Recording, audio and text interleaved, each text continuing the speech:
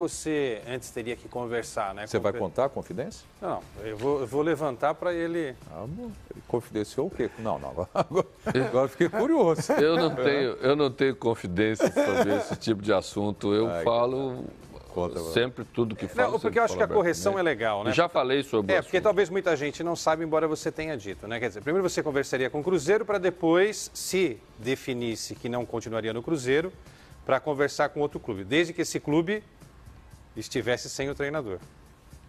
Sempre faço isso.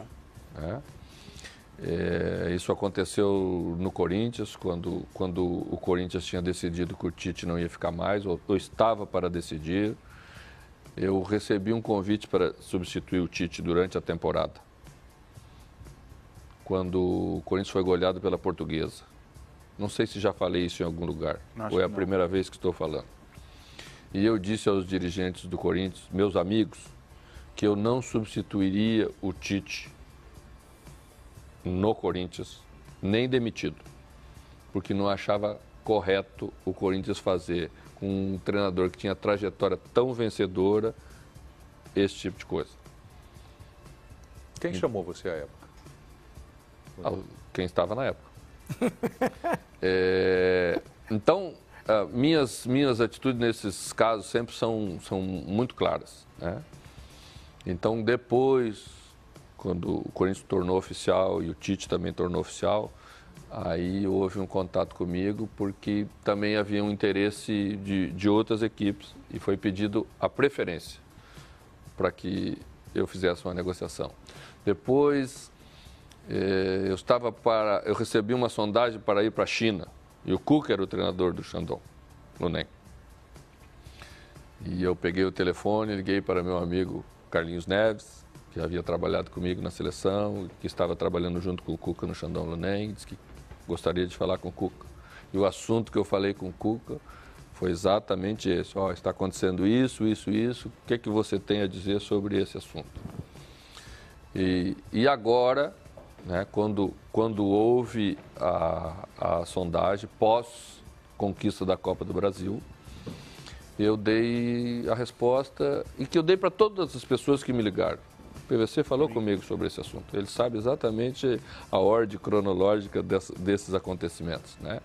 E eu disse primeiro para o representante que se disse representante do Palmeiras, eu acredito que era representante do Palmeiras, que eu primeiro ia conversar com as pessoas do Cruzeiro, que era a minha preferência, inclusive a minha atitude que achava que deveria tomar, mesmo que não fosse a minha preferência. Mas deveria sentar primeiro com os dirigentes do clube que eu estou trabalhando, para ver o que eles pensavam, havia uma troca de direção, o que ia acontecer. E que depois dessa conversa, dependendo da minha resposta, se fosse negativa de permanência no Cruzeiro, eu poderia conversar, desde que o técnico que estava no cargo, então era o Cuca, fosse sabedor da situação, que a coisa tinha que ser às claras e como sempre trabalhei. Então, disse isso para todas as pessoas que me ligaram, disse para todas as pessoas que me perguntaram.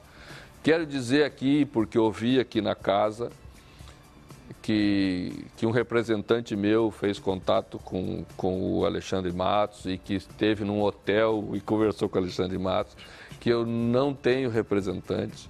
Logo, meu representante nunca esteve sentado com o Alexandre Matos para conversar sobre questões objetivas do Palmeiras. Eu ouvi aqui que inclusive eu tinha preferência, que eu gostava muito do Borja. Eu quero dizer que eu jamais iria dizer uma coisa dessa, porque sei exatamente que tipo de relação o Cuca tinha com o Borja, então é aquela coisa assim, olha, ele não gosta, mas eu gosto, né? Isso para mim soa muito mal, não é do meu feitio. Então, minha relação sempre é muito clara e por isso que no meio do futebol, internamente, eu tenho respeito das pessoas que militam no meio do futebol. Você não conquista esse respeito de graça. Então, comigo é olho no olho, as coisas bem certinhas sempre.